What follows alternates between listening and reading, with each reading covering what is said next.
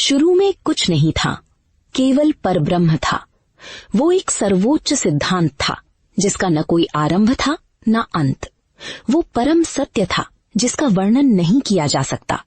वो एक दिव्य सार तत्व था जिसके भीतर अनंत क्षमता मौजूद थी।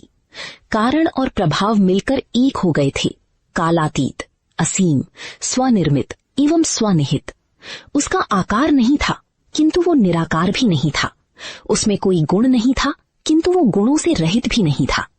विचारों और इंद्रियों की पहुंच से परे एक विशुद्ध चेतना, एक ऐसा उत्प्रेरक जो खुद तो परिवर्तित नहीं होता किंतु हर तरह का परिवर्तन ला सकता था।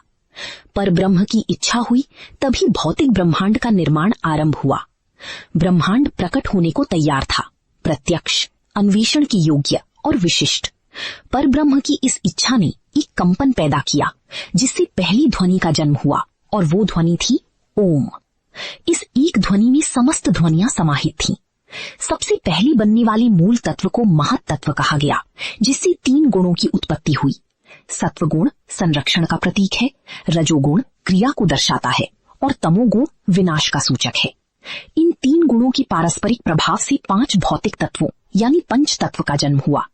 वायु, जल, पृथ्वी, अग्नि और आकाश।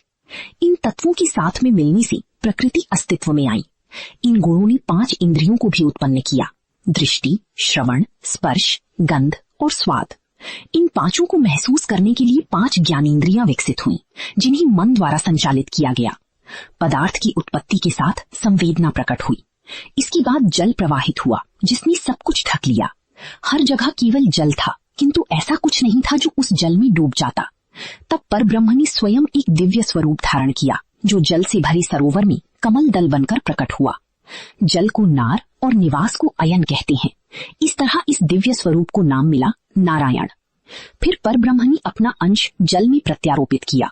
इस तरह जल ने स्वयं निषेचित होकर उस अंश का पालन पोषण किया और कालांतर में एक अंडा उत्पन्न किया, एक सुनहरा अंडा जो प्रकाश वृत्त की तरह चमक रहा था। चूंकि ये अंडा परब्रह्म से उत्पन्न हुआ इसलिए इसे ब्रह्मांड कहा गया। फिर नारायण ने विष्णु बनकर इस अंडे में प्रवेश किया। शुरू में कुछ नहीं था, केवल परब्रह्म था। वो एक सर्वोच्च सिद्धांत था जिसका न कोई को गर्भ की तरह ढक लिया था, इसलिए उस अंडे को नाम मिला हिरण्यगर्भ। विष्णु की नाभि से 14 पंखुड़ियों वाला एक कमल पुष्प निकला और फिर इस पुष्प से ब्रह्मा प्रकट हुए। ये परब्रह्म की एक और दिव्य अभिव्यक्ति थी। ब्रह्मा सृष्टि के रचयिता थे। उन्हें रजोगुण का अधिष्ठाता माना गया। सृष्टि के इस जनक के एक हाथ में कमंडल था और दूसरे में माला थी। इस प्रकार नाभि से निकले कमल में से उत्पन्न होने के कारण ब्रह्मा को पद्मयोनि और नाभिक जैसे अन्य नाम मिले। सीप में जिस तरह मोती पलता है उस तरह हिरण्यगर्भ के भीतर 1 वर्ष रहने के बाद ब्रह्मा ने उस सुनहरी अंडे को 2 हिस्सों में विभाजित कर दिया। उसका ऊपर का आधा भाग स्वर्ग कहलाया और निचले आधे भाग से पृथ्वी बनी। दोनों के बीच में आकाश व्याप्त था। ब्रह्मा ने सृष्टि के चक्र का आरंभ कर दिया था और वे जानते थे कि इसका अंत कैसे होगा। रचना, सर्ग के बाद संरक्षण, स्थिति और अंत में विघटन, प्रलय। इस चक्र का अंत होने पर एक नया चक्र आरंभ होगा। प्रत्येक चक्र के अंत में जब सब कुछ अव्यवस्था के अति प्राचीन सागर में विलीन हो जाएगा तो ब्रह्मा इस प्रक्रिया को पुनः आरंभ करेंगे। चक्रों का एक शाश्वत क्रम, परस्पर गुथी हुए वृत्तों से निर्मित ब्रह्मांड। ये ब्रह्मांड अंधकार से भरी आकाश में हुई आतिशबाजी की तरह अस्तित्व में आया था। ब्रह्मा बैठे अपनी इस रचना को निहार रहे थे। फिर उन्होंने ध्यान की अवस्था में प्रवेश किया और उसकी गहराइयों से 4 वेदों की उत्पत्ति हुई, ऋग्वेद, यजुर्वेद, सामवेद और अथर्ववेद। परंतु रचयिता को ये नहीं पता था कि 4 मुसीबतें भी सिर उठाने वाली थी। ऐसी 4 मुसीबतें जो सृष्टि के क्रम के लिए संकट बन सकती थी।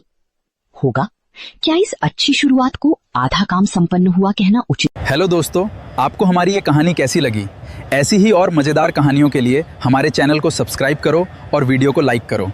कमेंट्स में हमें बताओ कि ये कहानी कैसी थी और ऐसी ही मजेदार कहानियां के लिए हमें सब्सक्राइब करना ना भूलें और मिलते हैं हम अगली कहानी में।